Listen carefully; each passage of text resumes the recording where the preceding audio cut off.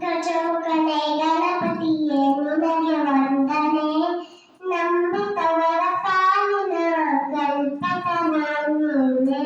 ನಿನ್ನನ್ನು ಮುಖವಾಗುವುದು ನನ್ನ ಇಕಬಲದ ಸಾಧನಕ್ಕೆ ನಿಂಪಾದನ. ನಿನ್ನನ್ನು ಲೋಕದ ಪಾಡಿದ ತಲುಮೆ. ಬೇಡುವ ಭಕ್ತರಿಗೆ ದಯ ಸಿಂಧು. ಗಜಮುಖನೇ